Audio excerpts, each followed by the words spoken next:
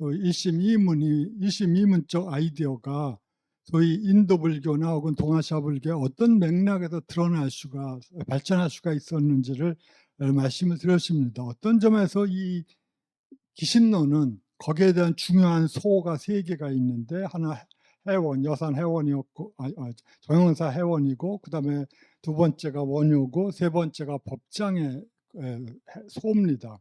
그 중에서 이 세 가지 소를 바탕으로 그리고 법장은 원효에 깊이 영향을 받았다고 전해지기에 그 법장을 통해서 이 기신론은 동아시아 불교의 소위 메인스트림으로 발전하게 됩니다. 특히 교학에 관해서는 소위 화엄이라고 하더라도 실제로 기신론 해석에 발전에 지나지 않는 거거든요. 그런 점에서 기신론은 동아시아 사상에 있어서 어떤 일종의 피크, 정점을 이루었다고 해도 과언이 아니라고 보입니다. 그럼 어떤 점이 이러한 기신론에 대한 동아시아 불교인들의 열정을 낳게 되었는지가 매우 궁금해집니다.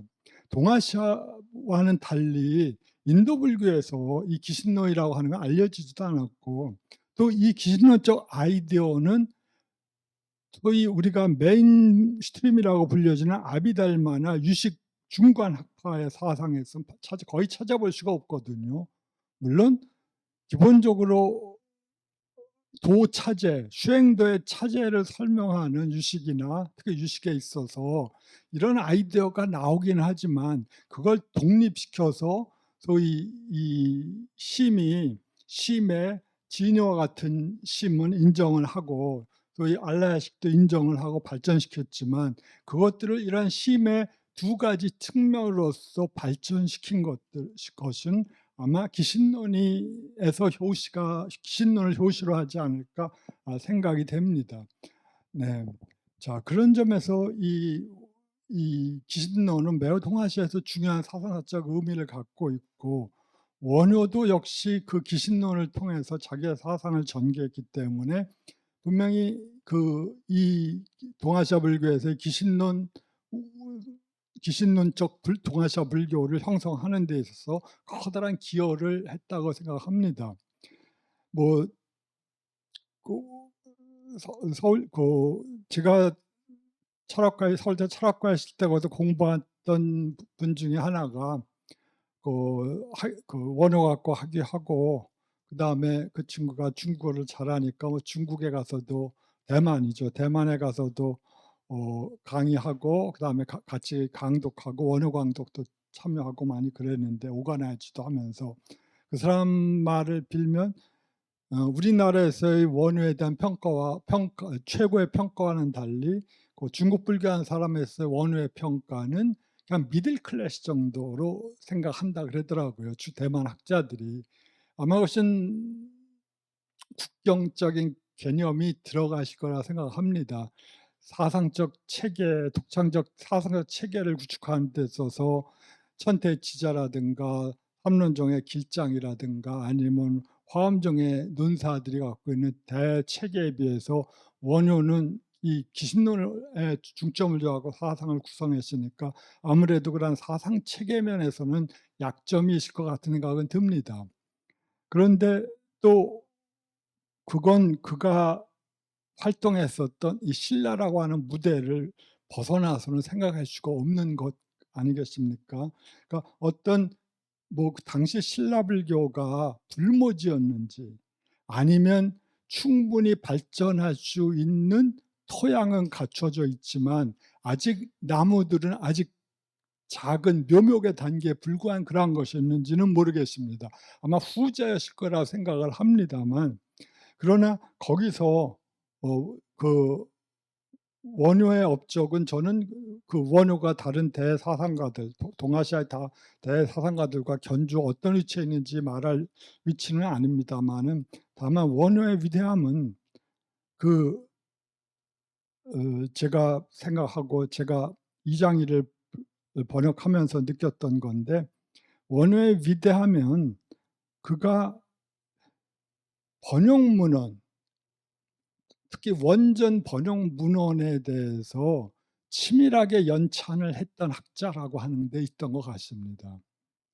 그는 여기서 오늘 잠깐 그 흔적을 볼 수 있겠지만 저 첫 번째 강의에서 그 인도 찬술 대승불전에 대해서 매우 광범위한 독서를 했던 사상가처럼 보입니다.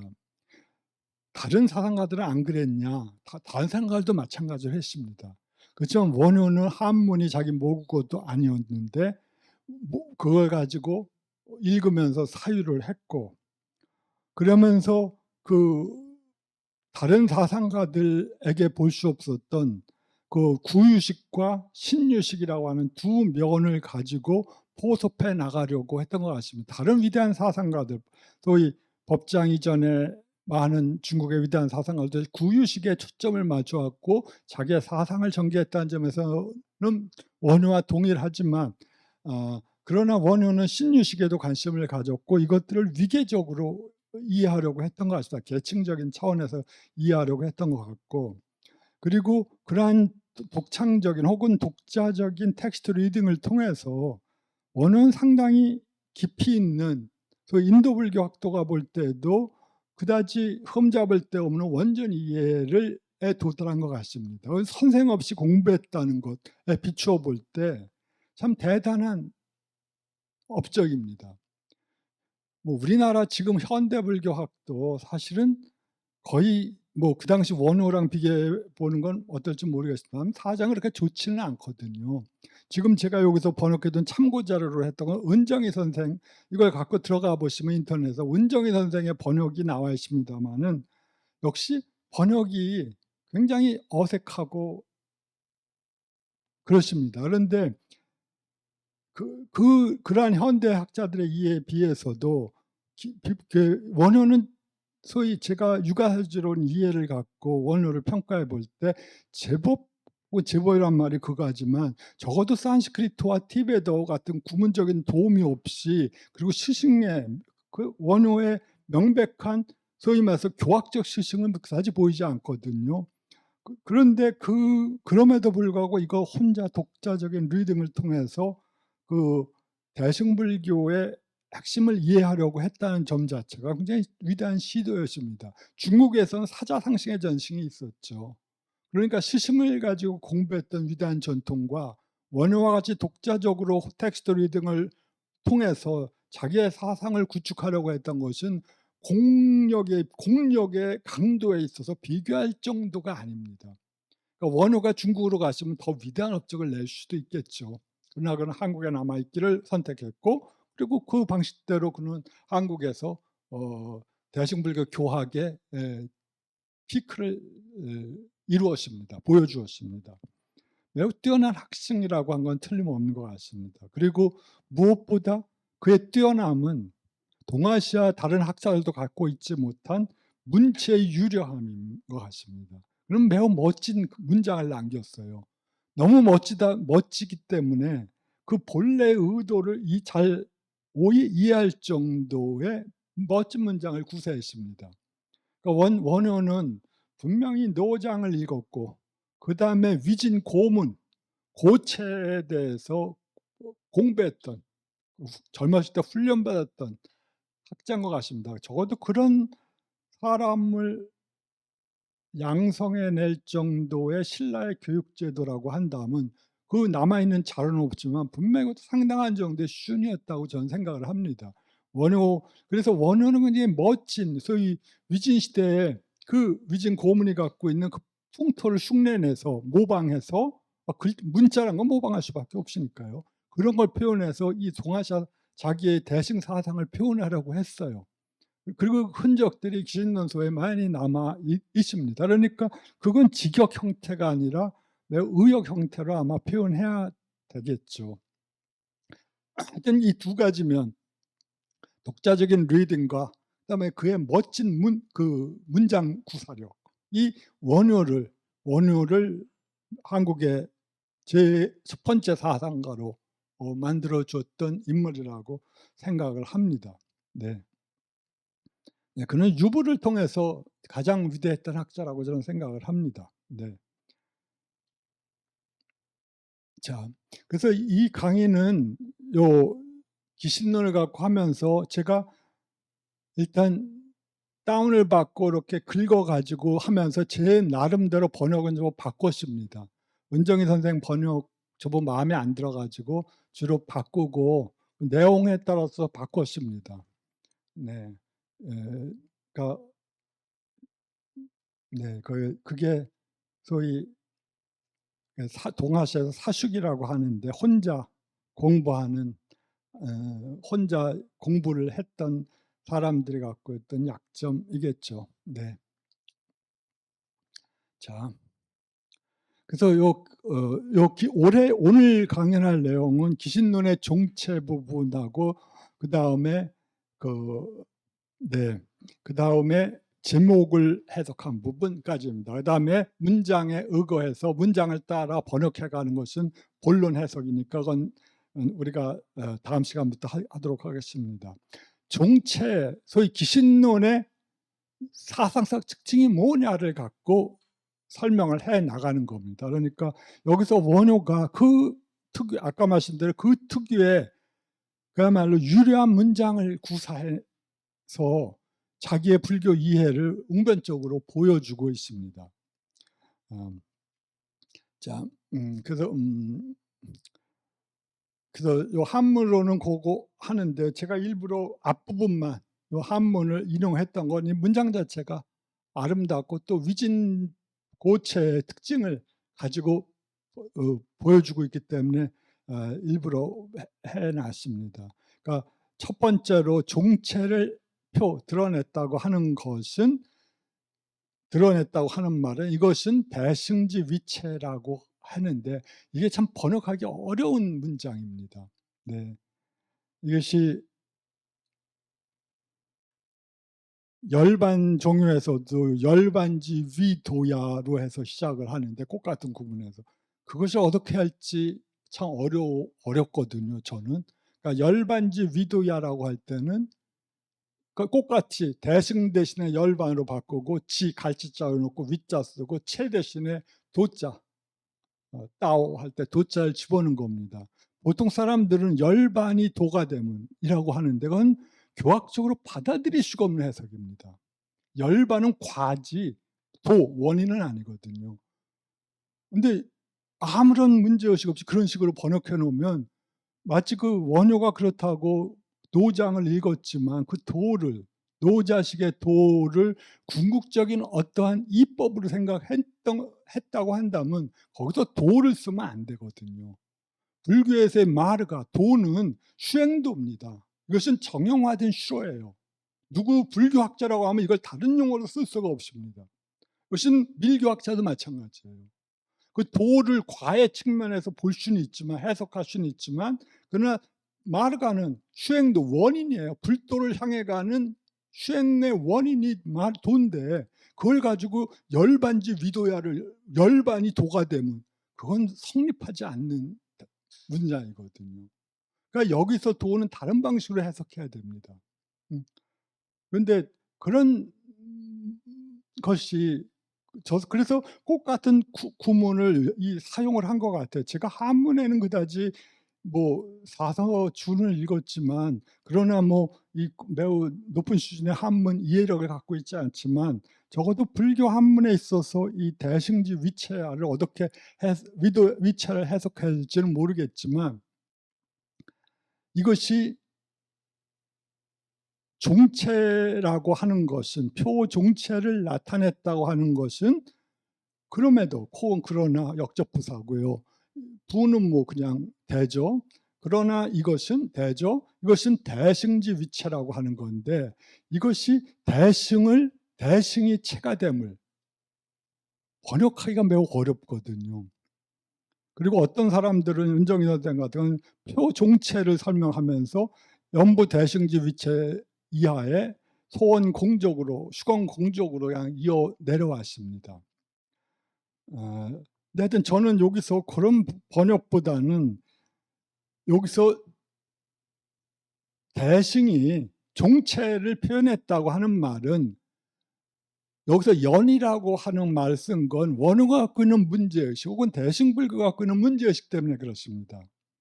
대승은 언어에 대해서 굉장히 민감하거든요.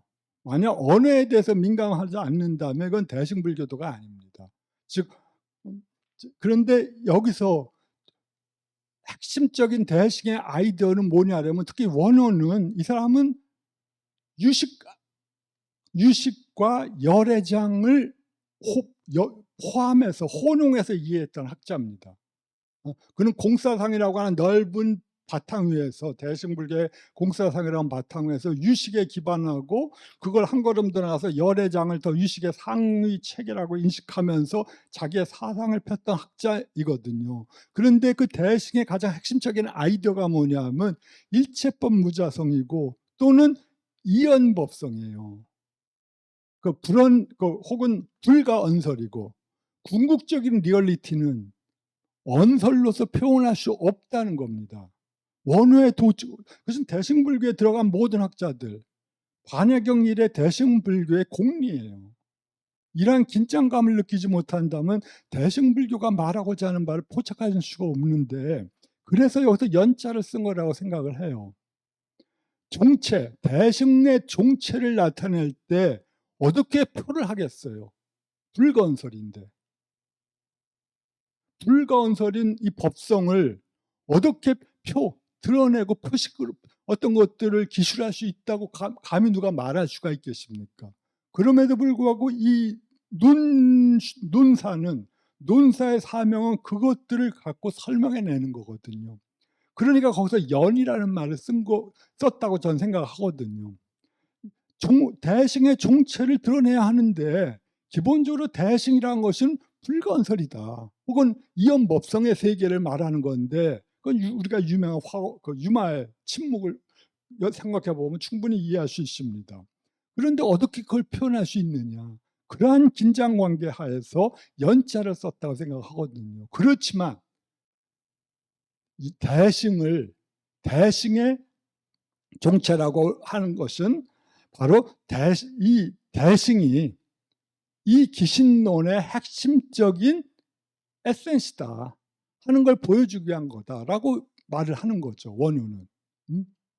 그러니까 이 대승 기신론의 종체를 드러내는데, 이 대승 기신론이 대승 논서인 한에서 불가언설이라고 하는 대명제로부터 벗어날 수가 없는데, 그럼에도 불구하고 이것을 중생들에게 도움이 되는 방식으로 설명하기를 해야 되는데, 그러한 긴장 관계를 의식하면서 이 대승을, 이것이 대승이 바로 이 기신론의 내가 해석하고자 하는 이 기신론의 바로 바로 핵심 에센스가 된다고 하는 것이다. 그렇기 때문에 종체를 드러내고자 하는 그러한 것이죠.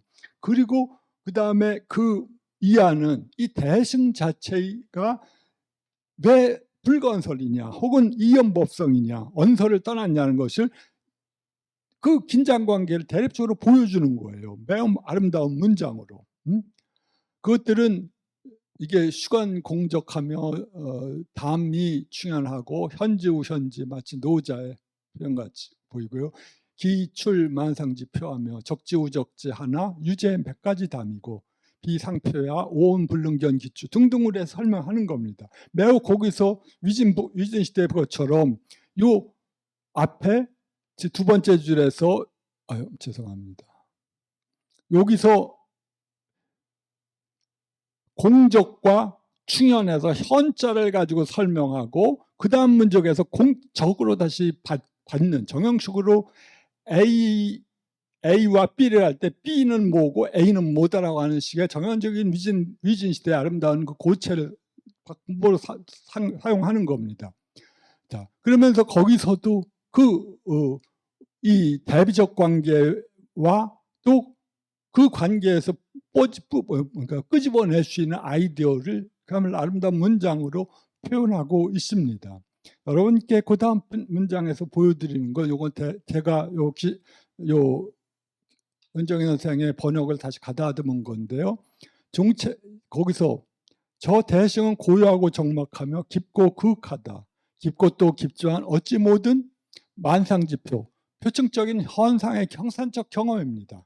표층적인 현상적 모습, 혹은 현상적 모습 자체는 의미가 없으니까 내가 표측적인 모습을 보고 경험한 겁니다.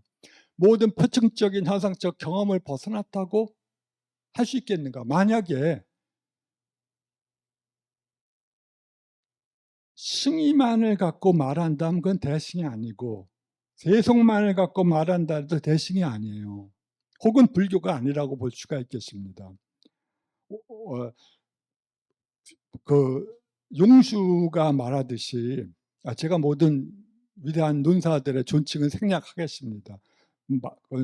존칭을 안 붙여도 그는 위대한 인물이니까 뭐 저의 그 존칭에 상관없이 그의 정치적 성취 자체는 위대하니까 존칭을 일부러 붙이지 않겠습니다. 용수는 그의 거기서 그 세속제를 떠나서 싱의제를 말할 수 없고, 싱의제를 떠나서 열반의 경험할 수 없다는 유명한 말을 했어요. 즉 이것은, 즉 열반의 경험을 얻기 위해서는 세속제와 싱의제가 이것은 분리될 수 없는 것이다라는 거죠. 대승의 열반의 경험을 얻기 위해서는 이 싱의적인 세계, 그러니까 세속적인 언설, 세속제라는 것이 뭐냐 그러면 언설이거든요. 세속제가 언설제라고 표현되지, 이것은 언설입니다. 언설의 기능이 뭡니까? 언설이라는 것은 통용되고 있는, 세상에서 통용되고 있는 진리면서 동시에 은폐하는 기능을 하는 겁니다. 그러니까 이 언설은 우리를 진리의 세계로부터 마치 커튼처럼 막고 있어요. 동시에 이 세간적인 이 세상에서 가장 유용한 방식으로 우리에게 무엇인가를 인폼해 줍니다. 전달해 주는 역할도 하고 있습니다. 이런 두 가지 기능을 갖고 있습니다. 자, 그래서 만약 이 언설제를 떠나서는 우리가 즉 세속제에서 행해지고 있는 언어적 활동, 언어적 표현을 떠나서는 궁극적인 경험 자체를 설명할 수가 없다고 하는 표현은 이 언설, 이 세간적인 모든 경험의 본질을 우리가 살펴본다면 바로 그것이 싱의적 경험이라고 하는 겁니다. 그걸 떠나서 우리가 싱의제를 구름 속에 있는 어떤 세계에 대한 기술이라고 생각한다면, 마치 하느님의 나라가 이 지상의 나라와는 전혀 무관한 어떤 거라고 생각하는 일부 기독교인의 이해처럼, 마냥 그런 거라면 그건 불교적 이해가 아니죠. 고통스러운 경험의 본질을 우리가 꿰뚫었을 때, 그때 바로 진리의 세계 혹은 싱의의 세계가 열린다고 하는 것이 불교의 메시지예요. 두 가지는 분리될 수가 없는 겁니다. 나는 싱의의 세계에 있기 때문에 싱의만을 갖고 하지 지금은 아니야라고 한다면 그건 타당하지 않습니다. 물론 수행도의 어떤 단계 속에서는 그것이 필요할 때가 있어요. 그렇지만 그것들이 우리가 궁극적인 리얼리티를, 이 단계적인 발전을 떠나서 궁극적인 대승의 리얼리티를 체험하기 위해서는 우리는 세속과 싱의가, 그러니까 세속성을 이해할 때 그것이야말로 싱이라고 하는 사실을 떠나서는 우리는 궁극적인 리얼리티 경험을 대승의 리얼리티 경험을 할 수 없다는 것이 대승 불교의 일반적인 관점이고, 원어도 여기서부터 벗어나지는 않습니다. 그 점이 명확히 진다면 저는 많은 선사들이나 그 선사들의 상황에 따른 여러 가지 극단적인 설명들이 적절하게 이해될 수가 있다고 생각을 해요. 어떤 사람들은 싱의제를 말하고 어떤 사람은 세속제를 말하지만 그것들은 그 방식대로 하나가 하나를 완전히 벗어난 게 아니라 불일이 하나도 아니고 둘도 아닌 그런 관계 속에서 이해돼야 된다고 하는 그런 의미거든요. 원어도 그런 의미에서 제 생각과 다르지 않은 것 같습니다. 그래서 대승은 현지하지만 고요하고 정막하고 깊고 그윽하다, 소위 현하다. 그야말로 언설의 세계를 떠났지만, 그러나 그것은 만약 현상적인 표층적인 현상의 경험을 떠나서 만약 내가 오직 심오한 궁극적인 어떤 리얼리티만을, 붓다가 뭔지를 만약 고통받는 중생들의 고통을 벗어나서 찾고자 한다면 그건 타당하지가 않은 거죠. 그러니까 표층적인 현상의 경험을 어찌 벗어난 것은 아니다라고 생각을 하는 겁니다. 또 고유하고 교묘하지만 바로 그것은 일상적 담론 내에 있다고 주장하는 거죠. 일상적 담론의 소위 언어가 지시하는 그 지시적 기능의 허망성을 이해할 때 그때 우리는 진실한 고유한 그러한 언어적인 동요로부터 벗어난 이 세계에 접근할 수 있는, 세계에 들어갈 수 있는 문 앞에 서 있다고 어느 대식은 생각하는 것 같습니다.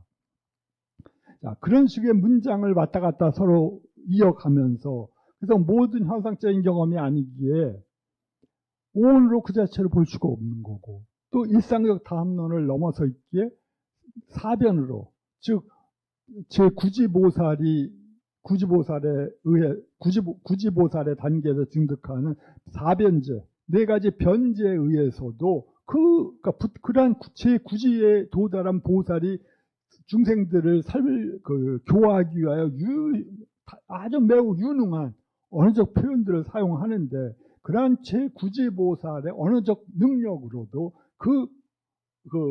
이러한 일상적 다음론에 벗어난 그 세계를 데시크라빙할 수가 없다, 기술할 수가 없다고 저는 주장입니다.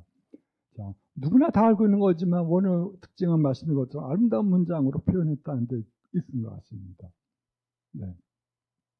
자, 그래서 그 대승을 주어는 대승입니다. 대승을 크다고 할까? 크다고 말하고 싶지만 그 내부가 없는 곳에 들어가도 제거할 것이 없고 그러니까 내부가 없는 것은 극히 말한 극소호입니다. 우리로 말하자면 미립자의 세계죠. 미립자. 원자 속에 들어가도 제거할 것이 없고 그 다음에 작다고 하지만 그 외부가 없는 것. 이것은 장자에 나오는 표현인데 이 우주 전체입니다. 우주 전체를 감싸고도 남음이 있다고 주장을 하는 겁니다. 네. 자, 그래요. 대승을 존재자로 있다고 간주하고자 하지만 한결같이 그 대승을 사용해도 공하고 무라고 파악하고자 하지만 만물은 대승을 타고 생겨난다. 그리하여 무엇이라고 그 대승을 디스크라이빙 할 수가 없기 때문에 불가언설이기 때문에 디스크라이빙 할 수 없기 때문에 억지로 이를 대승이라고 이름 붙인 것에 지나지 않는다라고 말을 하는 겁니다. 요 표현, 요걸 한번 나중에 여러분들이 스토템이 은정희 선생 번역과 비교해 보시면요. 하여튼 그 차이가 날 것 같습니다. 네. 자, 그 다음에 이어지는 문장은 감흥 통고. 감흥의 길이 열렸기 때문에 이것도 감흥도 역시 남북조 시대에 했던 그 불교 사상에서 많이 논의됐던 주제 중에 하나라고 합니다. 감흥의 길이 열렸기 때문에 기지자는 이것을 기원하는 자는 명상을 초월하지만 돌아감이 있고 혹은 귀할 바가 있고 소승 영향은 비형비설이다. 네, 요것도 소승 영향을 어떤 식으로 번역할 제 생각은 있지만 이것을 번역하는 게 어떻게 해야 될지 몰라서 일단 타는 바의 영향이라고 은정희 선생이 번역했나요? 네, 하여튼 그 식의 영향을 형태도 없고 설할 수도 없다라고 번역했습니다. 조금 이따가 내용은 다시 설명드리겠습니다. 기초면 이미 명상을 초월했는데 하초하기. 명상을 초월했다고 한다면 초월해야 할 것은 또 어디 있으며 귀해야 할 것은 또 어디 있겠는가. 이것을 받아서 무리지 지리요 불연지 대연이라고 한다. 무리지. 소위 이것이 이치를 떠난 지극한 이치이고 불연, 긍정을 떠난 대긍정 혹은 부정 중에 긍정이라고 하는 것이다 라고 하면서 이것들을 가지고 여러분에게는 그 번역도 제가 실어 드렸는데 여기서는 일단 가장 핵심적인 아이디어만을 가지고 여기에 설명해 놨습니다. 감흥의 길이 뭐냐 그러면 감흥의 길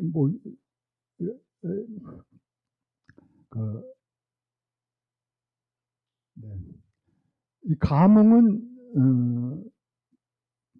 전에 감흥이란 말이 나올 때 엘리아드라고 하는 종교학자가 말했던 어떤 일화강상 생겨나는데, 그 감이라 그는 어떤 승려 중국의 승려가 그 구도의 길을 떠나기 위하여 인도로 가기 전에 그 사실을 마을 사람들에게 알리니까 그 마을 사람 중에 어떤 노파가 그 스님에게 인도 가서 돌아올 때 부처님 사리를 하나 갖다 달라고 부탁을 했어요. 그러니까 오케이 하고 떠나갖고 인도를 여행하고 돌아오다가 다시 그 마을옥에 들어갔을 때 그 문득 그 노파의 부탁이 생각이 났었습니다. 아무리 부처님 사리가 많이 있다고 하지만 여행자가 구할 수 있을 정도의 흔한 건 아닐 테니까요. 그래서 어떡할까 생각하다가 마침 마을옥 위에 죽어 나자빠진 개의 시체에서 뼈다귀가 굴러가는 걸 보고 뼈다귀를 하나 주워다가 그 마을에 들어가서 그 반가워 찾아오는 그 노파에게 주었다고 합니다. 그러니까 그 노파가 그 개 뼈다귀를, 그러니까 사실은 개 뼈다귀죠. 우리는 물리적인 세상의 법칙을 갖고 봐서 그건 개 뼈다귀고 이 승려는 사기질을 했다. 근데 물론 대가 없이 사기질을 한 거지만 말입니다. 그래서 그 거짓말을 했다고 생각하는데 어쨌든 간에 그 노파가, 그건 중요한 주제는 아니고요.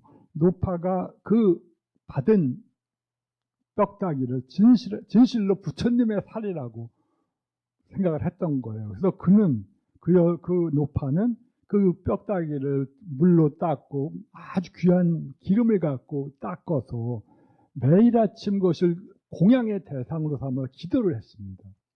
그러니까 이 뼈다귀가 얼마 지나서 광채를 발휘하기 광채를 내기 시작하는 거예요. 이것이 멀차 엘리아드가 말한 소위 그 종교적 현현절, 에피파니 개념입니다.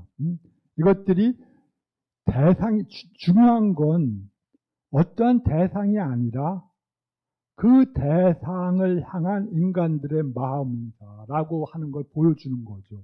그래서 개뼈다귀를 갖고 개뼈다귀를 보면서 진실로 붓다의 살이라고 생각하면서 공양을 드리는 그 행위를 통해서 그 물리적인 세계가 성스러운 세계로 그러니까 프로페인한 속의 세계가 세이크리드의 세계로 변화한다고 하는 걸 보여주는 거거든요. 이것이 에피파니, 성스러움의 현현이라고 하는 그 엘리아드의 핵심 개념인데 바로 그런 겁니다. 그러면서 이 감흥이라는 것은 바로 그런 것이거든요. 내가 이 개뼈다귀를 보면서 부처님의 진실한 살이라고 생각하면서 나의 온 정성을 일으킬 때, 그리고 그걸 가지고 그 공양을 드릴 때, 그러니까 내 마음이 감할 때 대상으로서 이 뼈다귀가 내가 원하는 마음에 응해서 그와 비슷하게 다시 자신을 드러낸다고 하는 것이 응입니다. 그러니까 감흥은 한 단어지만 그것이 포용하고 있는 것은 마치 이 세계, 우주적 세계가 물리적인 세계가 아니라 하나의 스피리투얼한 상호작용의 세계라고 하는 것이고, 그때 중요한 건 내가 먼저 감을 했을 때 바로 세계가 나에 대해서 응한다고 하는 우리 동아시아인들이 갖고 있던, 혹은 불교도가 갖고 있던 가장 오래된 아이디어였던 것 같습니다.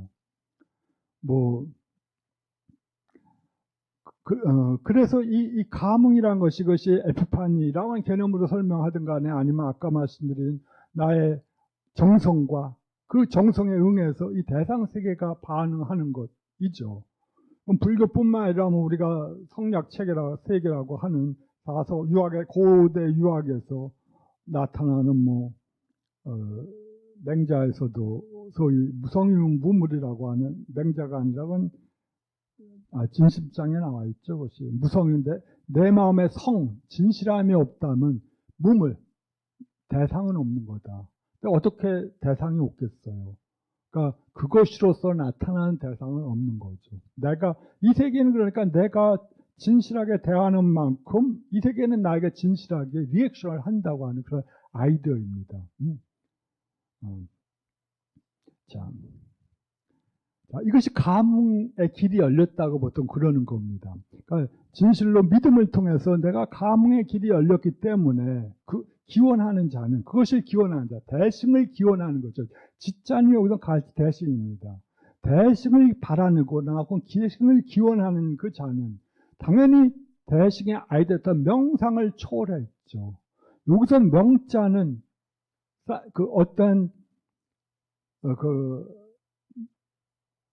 언어적 단위입니다. 개념, 용어, 단어. 상은 니미따로 해서 이미지입니다. 내가 이것을 보고 이것을 찻잔이라고 하는 아이디어를 내가 갖게 되죠. 그러한 아이디어가 바로 불교에서 상이라고 하는 말로 쓰여져 있습니다. 물론 불교에서 한문 용어에서 상은 너무너무 중요한 세 가지 다른 산스크리트 단어를 한역자는 상으로 번역해놨기 때문에 이걸 적절하게 의미를 파악하는 건 매우, 그러니까 산스크리트나 티베트가 없다면 어렵습니다만은 당연히 여기서 명과 상이 결합되어 있다면 당연히 네이밍과 is mental image들입니다. 나의 그 그 명칭과 그 명칭에 의해서 나타나는 멘탈 이미지들입니다. 심적인 이미지들이 상입니다. 여기서는.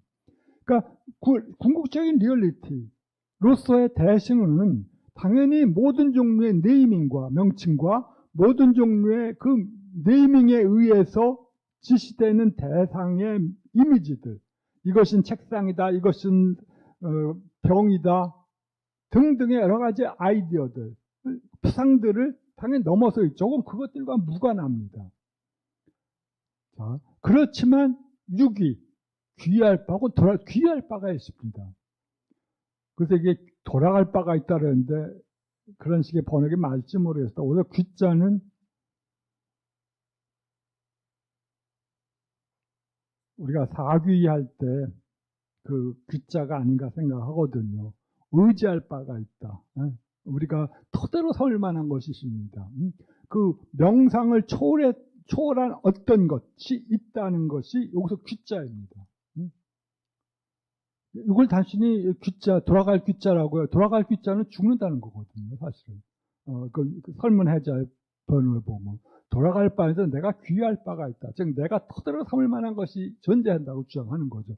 모든 것들은 모든 명칭을 떠나고, 즉, 모든 것의 이미지, 대상적 모든 이미지를 초월했지만, 그렇다면 그가 보는 이 세계가 뭔지 어떻게 알겠습니까? 그는 모든 이미지를 떠나고 명칭을 떠났다면 그가 보는 붓다가 혹은 성자들이 보는 이 세계는 그렇다면 마치 바보들이 보는 것처럼 모두 그냥 블랙홀처럼 아무 차이도 나타나지 않은 그런 세계일 리가 없잖아요.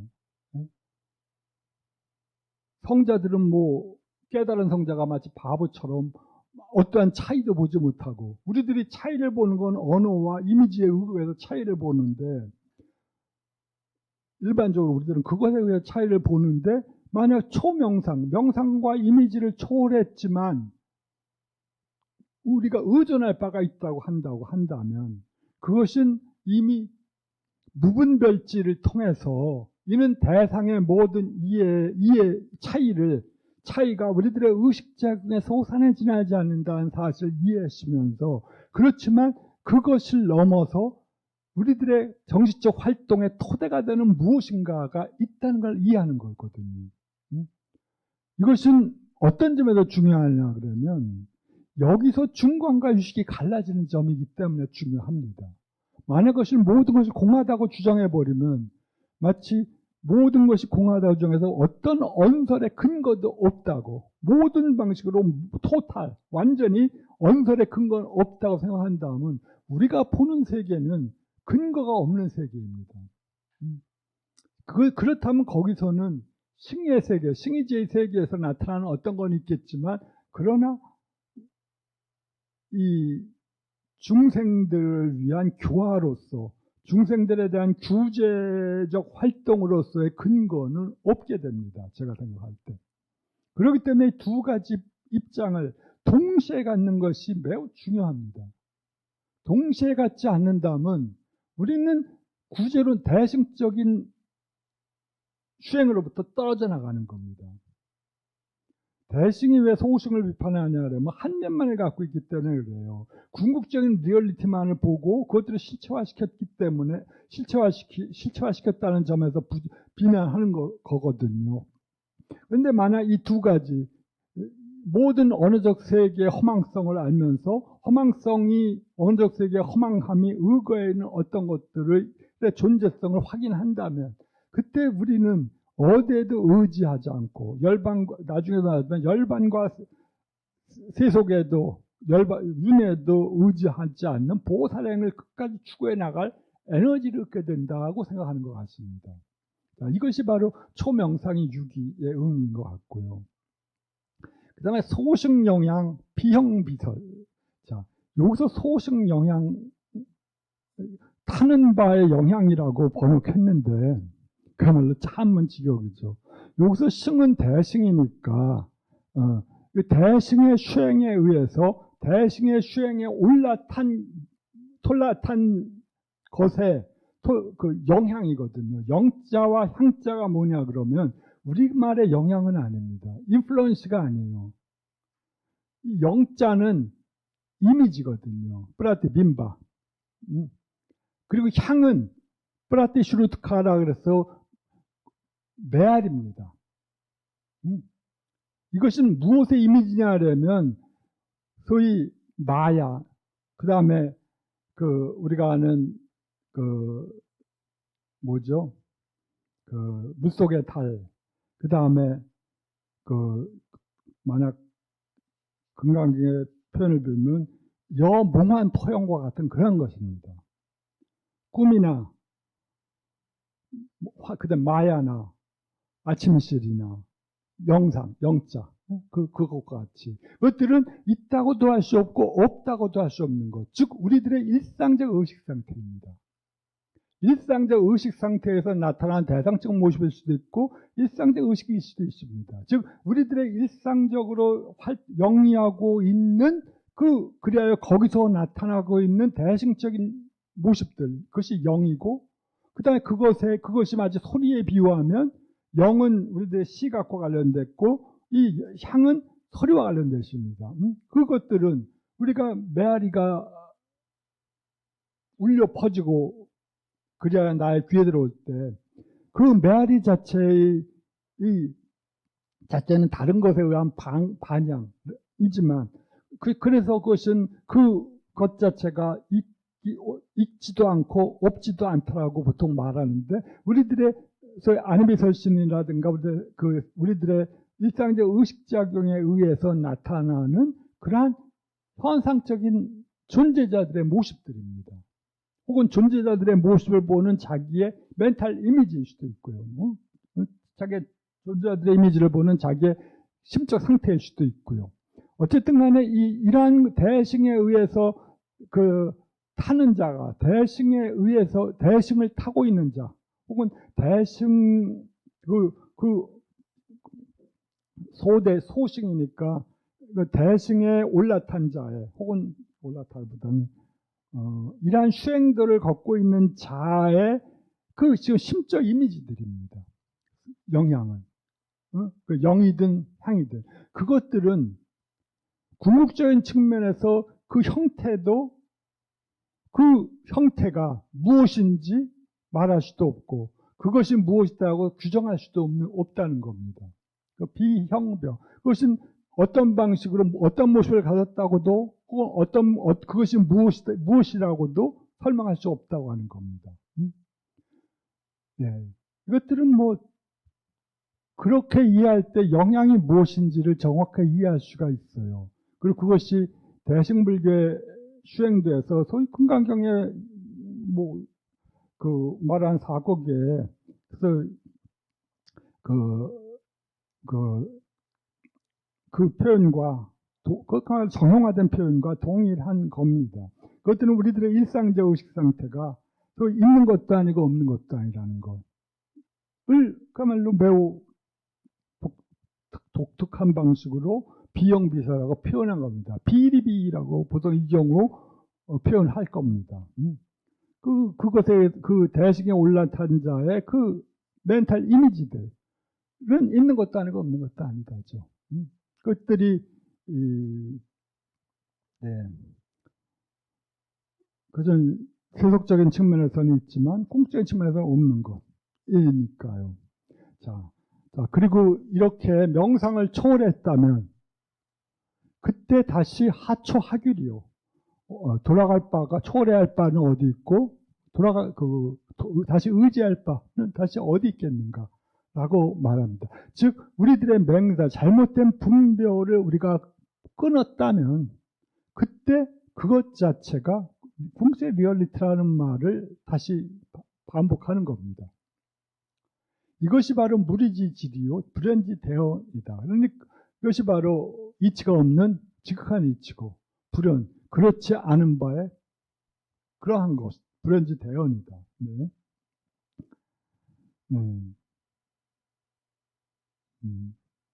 부정 중에 긍정. 네. 네. 자, 그 다음에 자비 두구장구는 이것은 입을 닫은, 즉, 이러한 세계의 실상에 대해서 만약에 우리가 뭐라고 규정하는 순간 그것은 이미 오류가 아니겠습니까? 어떤 선사가 말하듯이 입을 열기만 하면 오류라고 말하듯이 바로 그런 말이겠죠. 동시에 만약 입을 열지 않으면 그것도 실수겠죠. 우리는 똑같이 그 선사에게 되갚음을 해줄 수 있거든요. 입을 열어도 실수지만 입을 닫은 채 있어도 더 실수하는 겁니다. 왜냐하면 궁극적인 것들은 신과 세계 속의 이중주거든요. 그래서 이러한 두구장부가 아니라면, 그래서 현상적인 것들의 무엇이다라고 언어화된 방식으로 표현할 수 없다는 사실을 아는 자가 두구장부입니다. 그다음 목격장부는 궁극적인 리얼티를 자기의 몸으로 깨달은 자예요. 만약 두구장부와 목격장부가 아니라고 한다면 순웅 논대승어 리언하며 기심신어 전려자 재료. 이것도 매우 위진체를 갖고 표현한 겁니다. 리언에 있어서 대승을 논할 수 없이 아니라 우리식으로 말하면 리언 대승을 논할 수가 있겠습니까? 그렇죠. 사실은. 근데 이렇게 멋있게 표현하니까 더 뭐가 있는 것처럼 보이긴 합니다. 혹은 문장이란 게 또 우리의 의식을 또 깨우는 측면도 있으니까요. 수능, 논, 대승어 리언. 누가 리언이라고 하는 주제와 관련돼서 대승을 논할 수 있으며, 그러니까 이게 아마 직역 번역할 텐데, 사실은 리언 대승입니다. 누가 언서를 떠난 대승을 논의할 수 있으며, 누가 전려를, 모든 종류의 사려, 모든 종류의 분별을 떠난 심신을 일으킬 수가 있겠는가 하는 의미입니다. 네, 우리들의 믿음은 적어도 불교적 아이디어에 따르자면 이것들은 사유작용을 수반하고 판단을 수반합니다.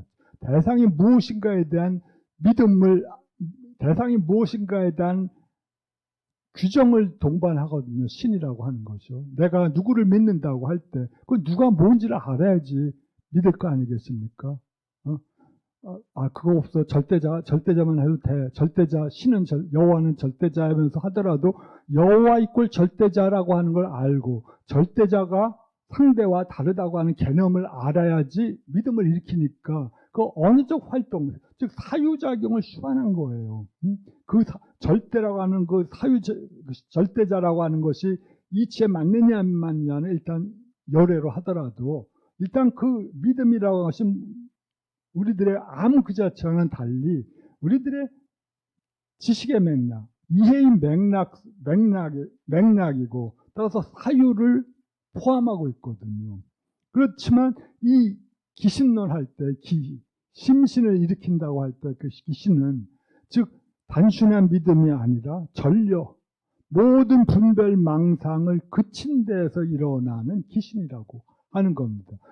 이 전려의 대상은 당연히 대승이겠죠. 소위 모든 중에 사유 분별을 떠난 대승에 대한 믿음을 어떻게 일으킬 수가 있겠는가 하는 겁니다. 자, 그래요.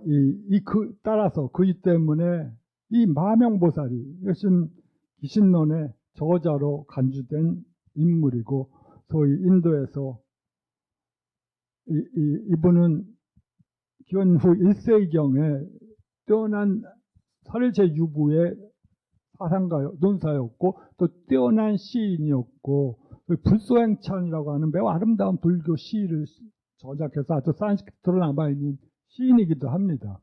그러니까 매우 시인이니까 아름다운 문장력을, 구사력을 갖고 있겠죠. 그래서 그 때문에 마하명보살, 아슈바고사 보살께서 무연대비를 가지고 상피 무명망품 동심해이표 민차 본각진성 수장몽이 나노. 네. 이것도 매우 문학적인 표현인데 해석하기는 역시 매우 어렵습니다. 왜냐하면 여기서 이 피자가 뭔지를 그렇게 그다지 쉽지가 않거든요. 이것이 지시대명사 저, 무명처럼 보이지는 않습니다. 이 은정의 선생님 그렇게 했는데, 이것은 피는 일반 중생처럼 보이거든요. 저는 한문 맥락을 보면, 그러니까 저 중생들이 무명망풍에 의해서 심해를 움직여서, 그 마음의 바다를 움직여서 이표하는 것, 이리저리 떠돌아다니는 것, 쉽게 부유하는 것, 부유하는 것들을 것에 내 마음이 상해서, 마음이 아파서, 같이 마음이 떨리는 거죠. 우리가 비심을 말할 때 함께 떨림이 비심의 가장 중요한 규정 중에 하나인데, 그걸 보면서 내 마음도 같이 딸리는 겁니다. 연민심 때문에. 그 마음이 상해서, 그리하여 그들이 저 본각 진성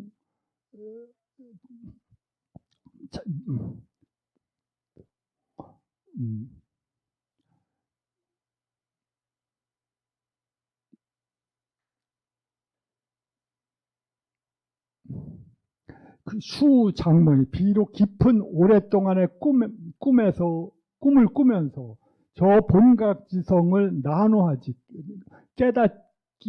어렵게 깨달은 것, 깨닫기를 못하는 것들 불쌍히 여겼기 때문에 어시동체지력으로 이에 대해서 지혜, 동체지력, 이것은 그 지혜를 같이 하는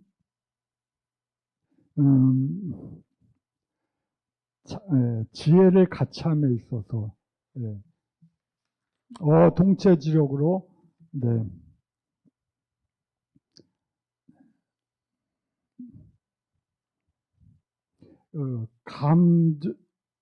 감조차 이 차론을 지었다. 어자도 이상하고요. 어시에 정도로 바로 이 때문에 동체지력으로 지와 소위 붓다의 지혜와 붓다의 심력을 같이 하는 힘을 것을 통해서 이 논서를 지은 것이다. 누가? 마명보살이. 그리하여 찬술 열의 심경을, 그래야 열애께서 왜 심오한 경전과 깊은 의미를 찬술하고 했다. 그리하여 학자들로 배우는 자로 하여금 잠계일주 한 책장을 넘겨 변심 삼장지지, 한 책 한 권만을 넘겨도 이제 3장의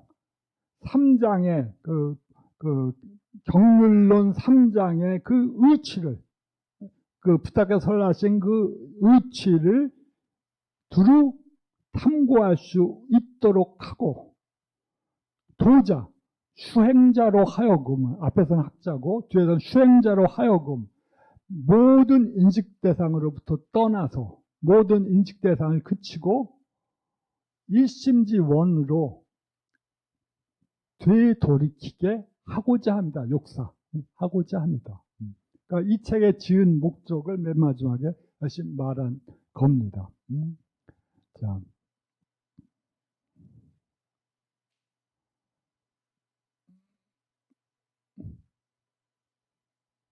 그래요. 그 다음에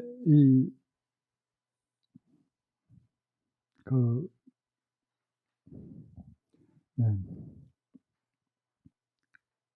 한문만 읽어서 또 약간 죄송은 한데, 어쩌면 기신론 소를 그냥 제가 나름대로 정리하면서 해봤더니 그때 해심일경이든 보살지든 아무 소용이 없더라고요. 그래서 요거 한 번 더 같이 읽는 게 차라리 의미를 전달하는 데 나을 것 같습니다. 그래요. 이 책에서 서술된 바가 비록 광대하지만 그러니까 이 책에서 서술된 바는 매우 광대하지만, 그러나 요약한다면 이문어 일심, 일심에서 이문을 여는 것이라고 말할 수가 있다. 그러니까 이 책을 요약해서 말하자면 일문, 일심, 이문이다라고 주장하는 겁니다. 원후의 해석에 따라서. 그리고 이 일심, 이문이 어떤 거냐고 하면, 이것이 모든 3장의 핵심을 요약한 거라고 하니까, 이걸 보면 원후의 독서가 상당히 진짜 깊이 있고 있다는 걸 보여주는 것 같아요. 여기서는 경전들밖에 말을 하지 않았는데, 이해도 원후는 당연히 논소에 대한 깊이 있는 이해도 보여주십니다. 총괄 마라 108지 광고. 여기서 마라는 아말라의 108지 광고, 이것은 능가경을 말합니다. 108개의 질문을 가지고 능가경에서 그 붓다와 이 마라라고 하는 그 설법 장소에서 그 붓다에게 질문하고 붓다께서 답변하시는 거거든요. 그래서 마라 108지 광고는 바로 능가경의 핵심을 총괄했고, 시, 성정어, 상념, 보종, 유사, 15지, 유치, 네. 성정, 자성적인 청정함이 상념, 현상적인 모습의 여무성 속에 있음을 보여주시면서, 그러니까 성은 정하지만 상은 염하다. 성상과 정염을 가지고, 청정염을 가지고 대꾸를 주면서 자성적인 청정과 현상적인 염호성을, 그러니까 현상적인 염호성 속에 성적인 청정이 있음을 보여주시면서 보종 유사 15지 유치. 이거 유사는 아유타국입니다. 아유타는 아유디아라고 해가지고 바로 식만경에서 식만부인이 시집갔던 곳이 아유타국이거든요. 그래서 식만부인이 이 청을 하니까 붓다께서 유신력을 가지고 그쪽에 날아가서 그게 15가지 주제를 가지고 설법을 하는 것이 바로 아유타국의 15제 유치입니다. 15개. 그러니까 아유디아에서의 15가지 심오한 깊은 그 이치를 종합할 것이다. 그러니까 식만경의 주제, 15가지 주제는 바로 성정어 상념이라고 하는 거죠. 자, 그래요. 또 내지, 또한 어디까지 가냐면, 이 한문을 어떻게 읽을지 모르도 이것은 고림인가요? 네. 네, 이것은,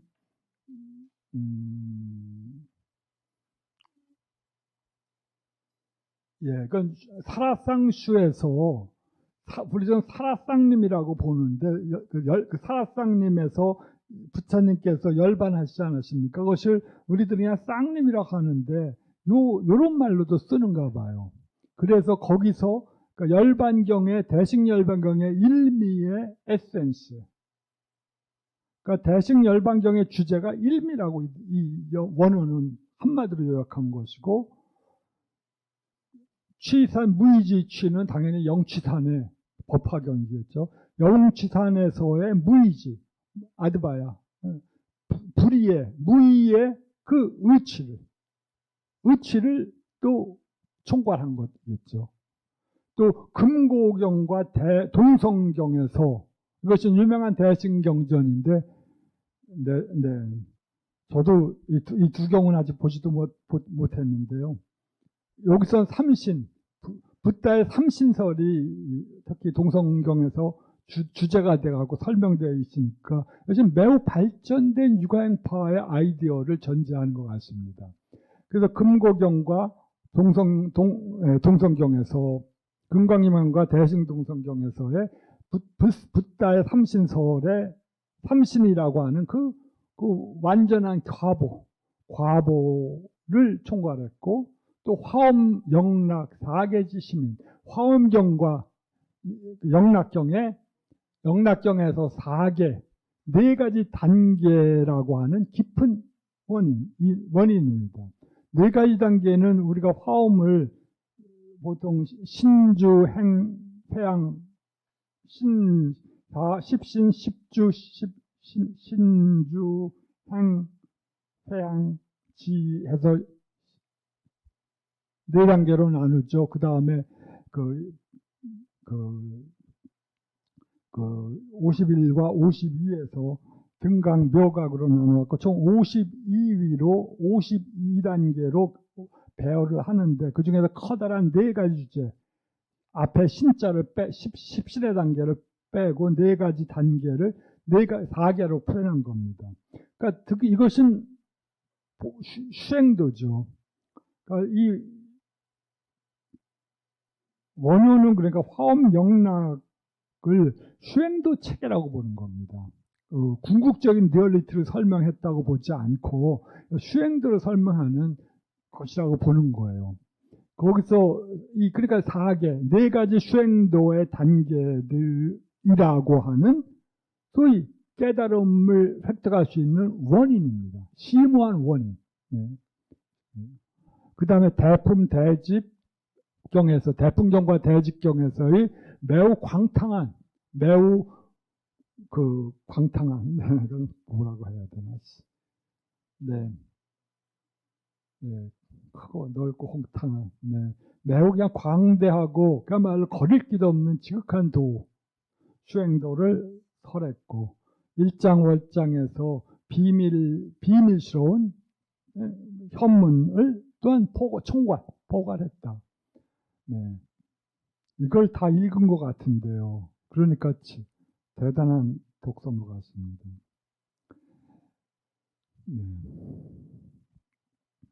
저 같은 사람은 편벽돼가지고 원하는 몇 가지 경만 읽는데, 이 원어는 그걸 닥치는 대로 독서를 했던 것 같아요.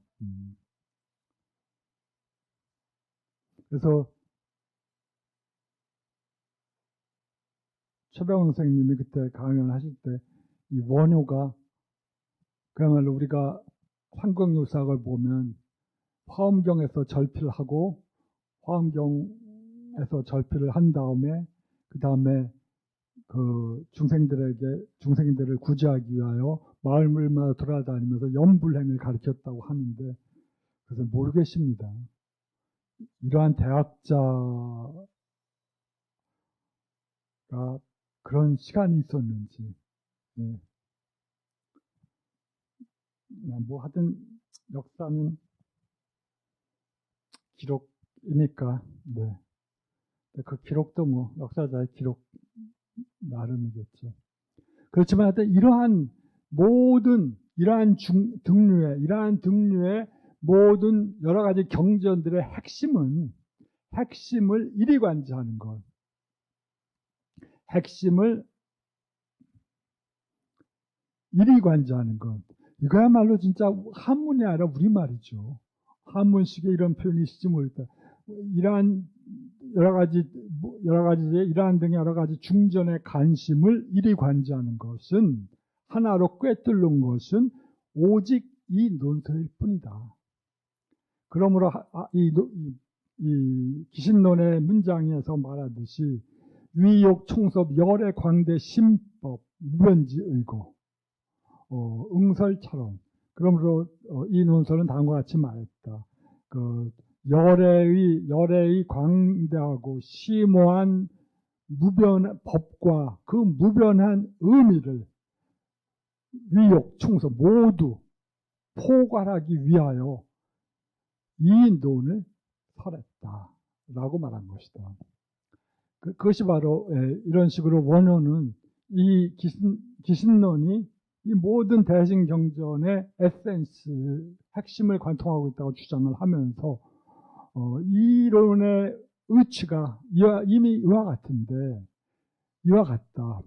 그래서 개즉 무량무변지 의로서 위종하며 그러니까 상세히 살아난다면 무량하고 무변한 그 의미 내용을 가지고 마루로 삼고 요약한다면 이문일심의 가르침을 가지고 그 에센스로 삼는다. 종료라고 할 때 요것이 말하는데 보통 종료라고 하면 그냥 짧은 요약적인 그 요약문이라고 생각하는데 원어의 종류는 하여튼 그 무량무변한 그 의미 내용도 역시 포함하고 있는 걸로 간주하고 있는 것 같습니다.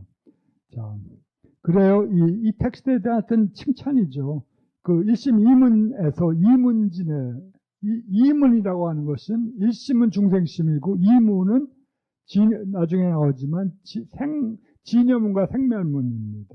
심진여와 심생멸문이니까 즉 진여로서의 심과 생멸하는 윤회하는 것으로서의 심이라고 하는 두 측면을 가지고 설명하는 건데 이 이문 안에 그러니까 진여와 생멸이라고 하는 두 가지 방식 내에 바로 모든 의미 내용이 용해되어 있고 포함되어 있지만 그러나 그것들이 산란하지는 않다. 혼란스럽지는 않고 그 무변한 의미 내용이 무변한 그 내용은 그 각각의 거기서 설명하는 무변한 끝없는 그 다양한 그 내용은 모두 일심과 동일하지만 즉 일심으로 동일하다. 일심으로 귀착되지만 그러나 그것들을 잘 혼응하고 있다. 잘 조화스럽게 융해하고 있다. 그러니까 억지로 일심이라고 해가지고 모든 것들의 차이를 그야말로 무시해버리는 것이 아니라 그것들이 혼용하고 있는 거죠. 차이는 차이대로 드러나게 하고 그러면서도 그 차이를 통해서 이 여러 가지 대신 경전들이 공통적으로 지향하는 바를 잘 조화롭게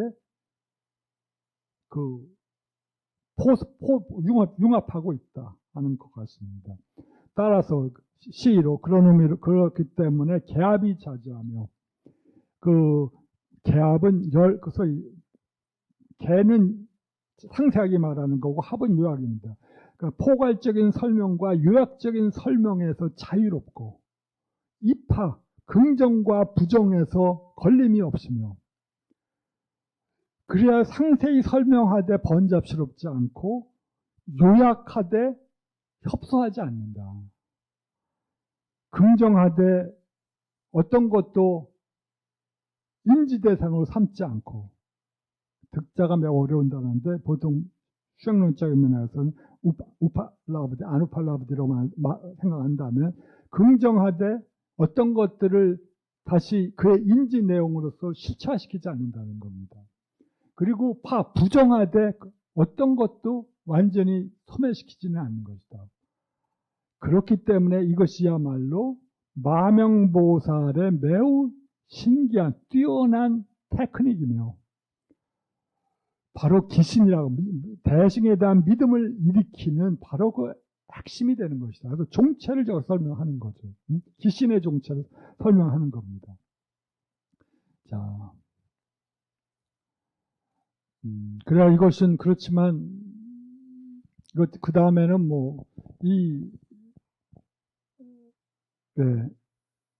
이러한 논소가 이렇게 다양한 성격을 가지고 그러니까 개합 자제하고 입하무예한 이러한 텍스트들을 이제까지 주석자들은 잘 이해하지 못했다고 주장하는 거죠. 그렇기 때문에 논주, 아슈바고스의 진정한 의도를 드러내지 못했기 때문에 내가 여기서 소위 그리하여 원이 미류 근원을 추구하다 보면 상세함을 잃어버리고 그 다음에 상세함을 추구하다 보면 소위 말해서 파 여부는 상세함이죠. 지분들을 파악하다 보면 근원을 잊어버려요. 그러니까 이제까지의 주석자들은 그런 오류를 범했다. 왜냐하면 이 텍스트가 너무 소위 말해서 개합이 자제한 그런 측면 때문에. 그래서 나는 바로 이러한 논서에 의거해서 그 경본들을 공어들의 에센스를 설명하겠다고 주장을 하는 겁니다. 그리고 원후의 그래서 종체를 여기서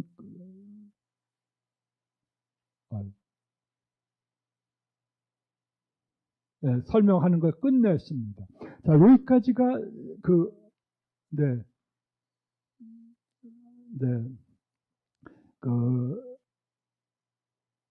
이거 좀 그 다음은 설명한 거요.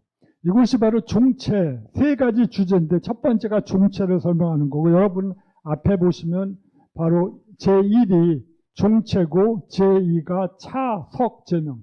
제목을 해석하는 것이고 세 번째가 의문, 개의, 현의, 문장에 따라 의거해서 그 의미를 나타내는 거니까 여기서는 두 번째, 제명의 해석입니다. 그러니까 대신 기신론이라는 제목을 원효가 본문에 들어가기 전에 그걸 해석하는 겁니다. 그러니까 당연히 제목, 대승을 해석하고 기신을 해석하고 승을 해석합니다.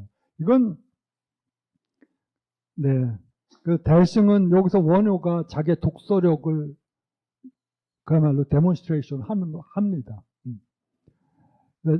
여기서 대승이라고 하는 말에서 대라고 하는 것은 법이라고 하는 말로서 널리 감싸는 의미를 가지고 승은 비유에 의해서 붙인 단어이니 즉 운반과 짐을 실는 공능을 승이라고 한다. 그러니까 커다란 수레를 우리는 그냥 대승이라고 하는데 이것은 그러니까 아까 대승을 뭐라고 할까?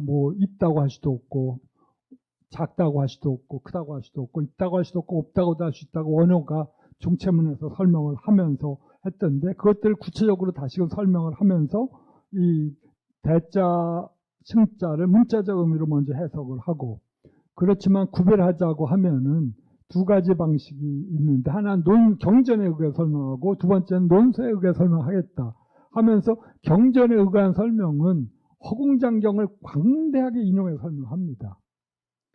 그런데 여기서 여러분에게 제가 나눠드린 건 아마 거기서도 경전에 의한 설명은 64쪽에 있습니다. 그건 한번 읽어보시고요. 이것이 허공장경의 설명을 원효가 그대로 따와서 하는 건데,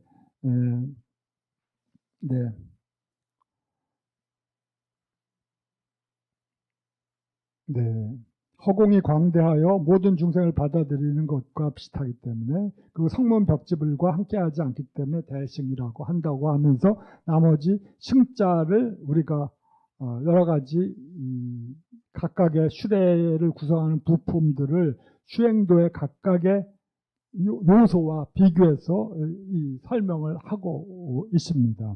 한번 읽어보시고요. 그 다음에 다시 의미를 다시 풀이했는데 그것이 5페이지에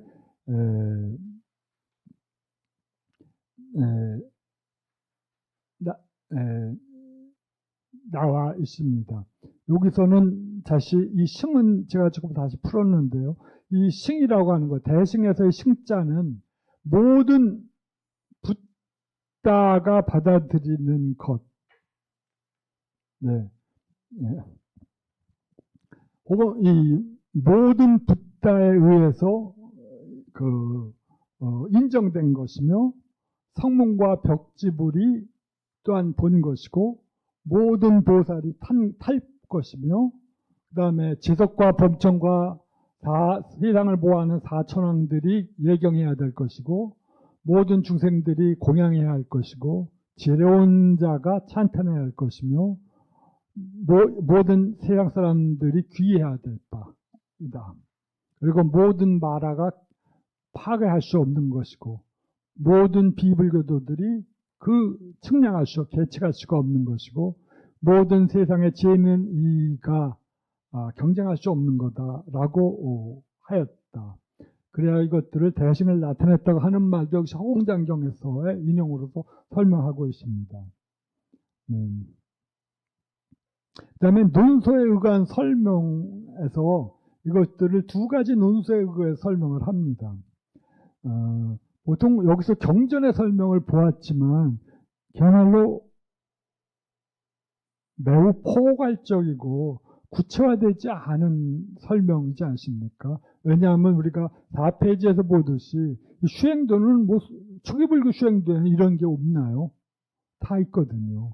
그러니까 이것은 정확하게 대칭에만 해당되는 설명이라고 보기엔 좀 어려운 측면이 있는데 논소는 이것들을 보자 구체화시키거나 그 대승적인 아이디어를 가지고 재해석한 측면을 보여주고 있으니까 보다 구체적입니다.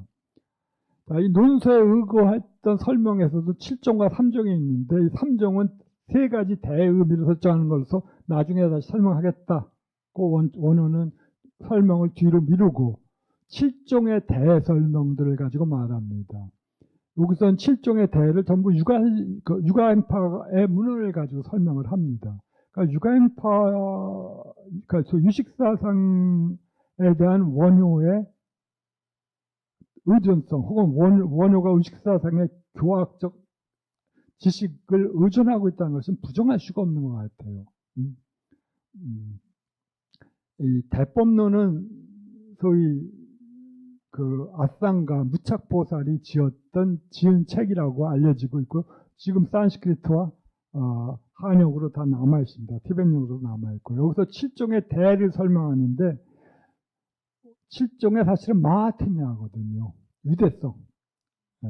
대자가 아니라 산스크리트 마하에 해당되는 게 아니라 마하트미아. 위대성을 해석하는 겁니다. 그러나 의미는 비슷하죠. 그래서 대를 설명하는데 당연히 이건 한문을 갖고 배웠던 읽었던 원효와 같은 학자들이 동일시시킬 수 있는 해석처럼 보입니다. 어쨌든 간에 흥미있는 것이 인식대상의 위대성, 행위의 위대성, 지혜의 위대성, 정진의 위대성, 방편선교의 위대성, 증득의 위대성, 그리고 작용의 위대성이라고 설명하고 있습니다. 여기서 요것이 즉 대승과 소승이 갈라지는 곳이다라고 원어는 생각하는 거예요. 그리고 실질적으로도 대법론도 그러고요. 즉 여기서는 페이지 관계상 안 했지만 대법론 소위 대법론의 인식 대상의 위대성, 그래서 경대성이라고 부르는 건데 무엇이 대승 보살이 무엇을 대상으로 해서 수행할 때 그가 위대하게 되느냐, 어떠한 위대성, 어떠한 인식 대상을 자기의 걸로 인식 대상을 삼고 명상하기 때문에 위대하냐 그러면 바로 보살도에 의해서 무량한 경전의 광대한 교법을 인식대상으로 하기 때문에 그 인식대상의 위대성이라고 부른다고 합니다. 여기서 나오듯이 유가행파의 명상, 유가행파에서 최고의 명상은 텍스트 명상입니다. 교법의 명상이에요. 네. 그건 나중에 티벳 불교도 마찬가지겠지만 하여튼 인식대상은 바로 이 대승의 교법을 명상 대상으로 삼아서 명상해 나가는 겁니다. 그러니까 이것이 인식대상, 경대, 인식대상의 위대성이라고 부르는 거고요. 행위의 위대성이라고 하면 뭐냐 그러면 자리이탈을 행하기 위한 광대한 행위 때문에 그렇다. 뭐 전통적으로 소승은 자리만을 하기 때문에 그 자리를 포함해서 이타행을 하기 때문에 당연히 그 행위가 광대할 수밖에 없기 때문에 그것이 소승불교와 구별되는 대승의 위대함이라고 생각하는 거고, 지혜의 위대성은 당연히 인무화와 법무화를 이해했기 때문에 그렇다는 겁니다. 인무화를 이해하는 지혜, 법무화를 이해하는 지혜 때문에 그 지혜가, 대승보살의 지혜가 위대하게 된다고, 위대성이 이루어진다고 하는 것이고, 그 다음에 정진의 위대성은 우리가 석가모니 부처님을 보면, 석가모니 부처님이 얼마 되지 않아갖고 1250명의 대아라한들을 제자로 삼았거든요. 그러니까 저는 그걸 보면서 진짜 여러 가지 생각을 하는데, 부탁해서 떠나시면 동일하게 그분으로부터 가르침을 받기 위해서 모든 위대한 인간들이 다시 그 시대에 태어나기를 바라고 있구나라고 하는 생각으로 해석할 수도 있습니다. 그래서 지금 공부하고 있는 많은 위대한 수행자들이 내세에 미륵보살이 태어나실 때 자기도 함께 태어나기를 바라면서 수행하는 것과 똑같은 맥락일 것 같아요. 우리는 그런 식으로 해석할 수가 있거든요. 그러니까 얼마 되지 않았고 1250명의 아라한들이 그와 같이 수행을 해서 곧 깨달아져서, 처음에 보면 이건 살법만 하면 깨달아. 그러니까 이건 뭐야? 이건 뭐야? 아무리 석가모니 부처님이 가르치는 재주가 탁월하다는 거, 뭐 우리도 텍스트를 보면 이해하지만, 이건 하니까 해서 다 알아봤어. 그리고 깨달아서 다 하니까, 이거는 뭔가 좀, 쉽게 말해서 이건 좀 과장이 심한 것 같다 생각을 하는데, 나중에 계속 읽어보면서 지금 대승을 배우는 모든 수행자들이 결국은 용화세계에 태어나서 미륵이 하생할 때 그의 제자가 되기를 전부 갈구하잖아요. 그러한 우리가 원하는 대로 이루어지니까, 그러니까 그런 그 큰 원은 반드시 이루어지겠죠. 그러니까 나중에 언제일지 모르겠지만 미륵보살께서 이 세계로 다시 태어나갖고 마지막 깨달음을 얻어서 법을 설하실 때, 법을 듣고자 원하는 수없이 많은 사람들이 다 그의 문화에 들어가서 제자가 될 테니까, 그때는 12,500명도 빨리 채워질 수 있겠구나라는 생각이 듭니다. 또 역도 다시 생각해보면, 이걸 우리가 그런 재수 좋은 시대에 태어나지 않았다면, 또 이렇게 생각할 수 있죠. 모든 중생들에게는 깨달음을 이룰 기회가 혹은 캐패시티가 있구나. 다만 그것이 위대한 스승이 오셨을 때, 적절한 조건이 주었을 때 자기도 발심을 하면서 자기의 마음의 가능성을 완전히 일으켰을 때 그도 아란이 될 수 있었고, 아마 그런 의미로도 이해할 수 있겠다는 생각도 들고요. 하여튼 정진의 위대성은 바로 사마신기급 동안 무수한 난행을 열심히 수행했기 때문입니다. 이것이, 그러니까 아라한들은 그 석가모니께서 입적하신 후에 그다시 아비달마 시대도 아비달마도 아라한들은 금방 되거든요. 나중에는 그 아라한들이 인플레이션이 돼가지고 우리가 제2결집 때는 내가 볼 때 쟤는 아라한이 아닌 것 같은데 아라한이라고 주장해. 그래서 이 아라한 인플레이션 시대도 오게 돼서 다른 사람들이 쟤는 아라한 아닌 것 같아. 나랑 차이도 없는데 아라한이라고 주장하는 걸 보면서 그야말로 논쟁도 이루어지는 거 보니까 그런 것 같습니다. 그런데 즉 현생에서 깨달음을 얻어서 더 이상 윤회하지 않은 상태로 얻을 수 있다고 주장했던 자들이 아라한에 비해서 이 보살은 깨달음을 유예하잖아요. 그래서 끝없는 3아심기가에 걸친 수행 기간 동안 붓다의 상태를 향해서 추구하는 걸로 간주되는데, 초기 대승 불교부터 그것 자체가 참 놀라운 일이겠죠. 우리가 깨달음과 이 고통스러운 윤회의 생존의 그 막 방대한 양과 기간을 고려할 때 누가 거기서 두려움을 느끼지 않을 수 있겠어요. 네. 제가 언젠가 말씀드렸을 때 그 1920년에 어떤 타국에 범안가 태국에 그 어떤 수행자가 있었는데 이 사람이 자기가 아무리 생각해도 자기는 이미 아라한 상태가 되고도 남은데 경전을 아무리 살펴봐도 자기는 충분히 그 정도 자격이 되는데 마지막 아라한의 단계 속에서 커트당하는 거예요. 더 이상 장벽 진입을 못하는 거예요. 그래서 그 수행자가 아잔찬인가 아잔문 그 계열이었던 것 같습니다. 그러니까 지금 아잔문 수행자야 아마 증조 정도 되는 분이신 것 같은데 그래서 그분이 명상 속에 들어가서 자기가 왜 깨달음을 이루지 못했는가를 반성했어요. 자기가 전생에서 무슨 잘못을 했기 때문에 아람만 되고자 하면 깨달음이 방해가 되는지. 그래서 들어가 보니까 자기가 전생에서 보살도를 원을 세운 거예요. 그러니까 보살도는 당연히 마지막 깨달음의 단계를 차단해버리거든요.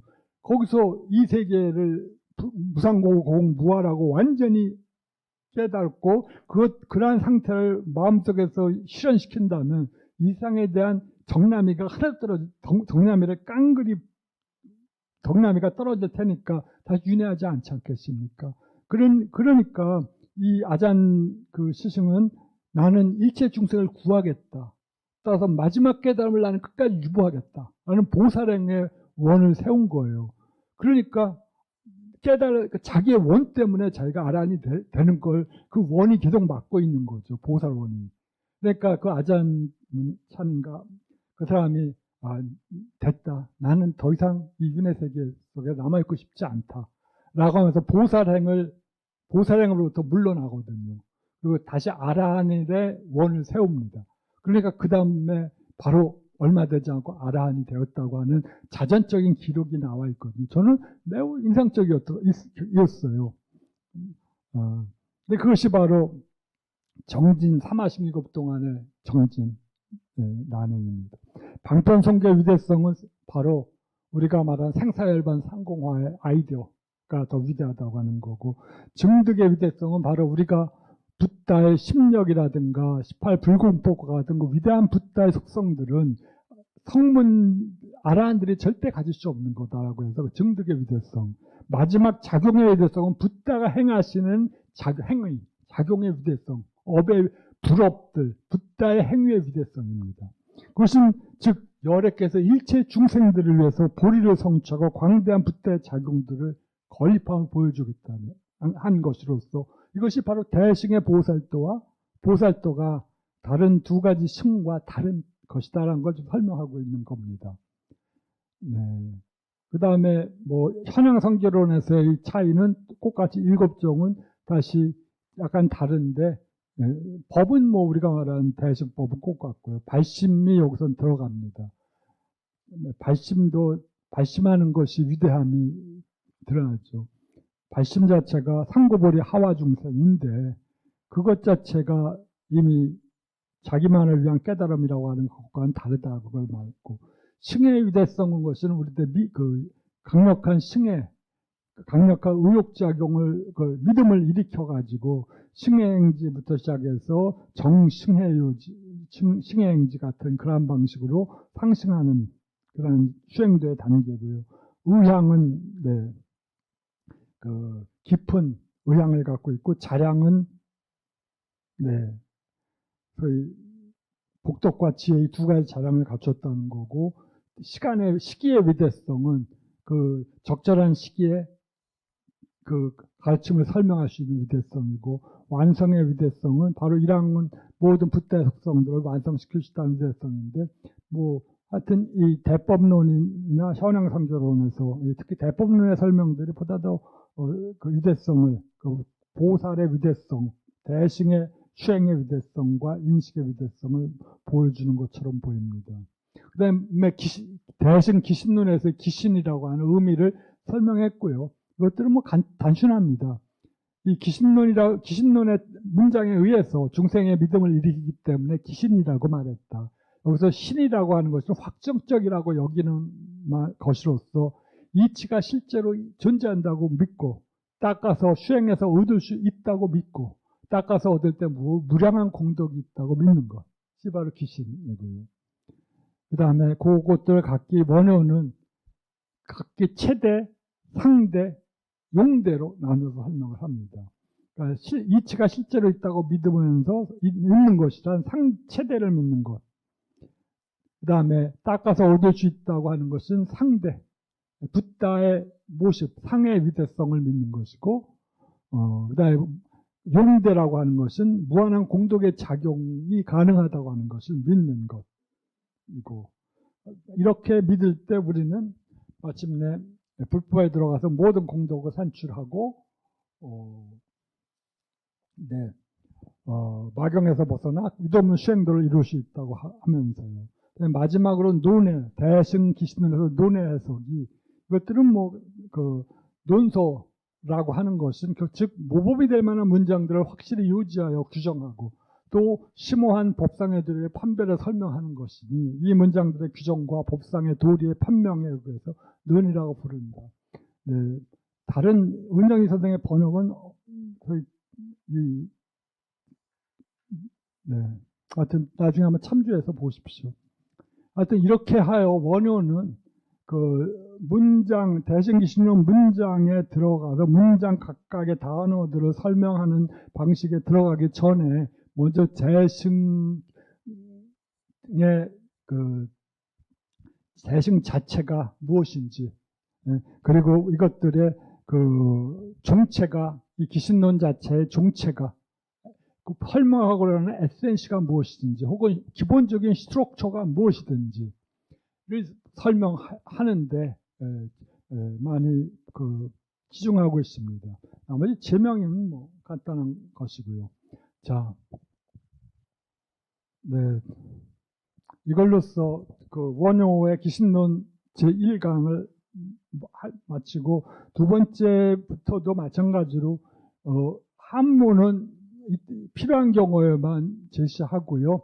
그 다음에 그것은 여러분들에게 나왔던 요거 자료를 한번 여러분이 컴퓨터 같은 데 들어가서 보시면 다운로드도 받을 수 있고, 또 보실 수도 있으니까 한번 거기서 보시기 바랍니다. 그래서 요 기신론의 책임 번역자가 은정희 선생인데, 기신론은 은정희 선생 이외에도 당연히 우리 이경 선생님도 번역해놨는데, 제가 그 다운받기가 힘들어가지고 은정희 선생 걸 다운받아갖고 그냥 설명하는데, 다른 사람들이 번역해놓은 것도 많이 있습니다.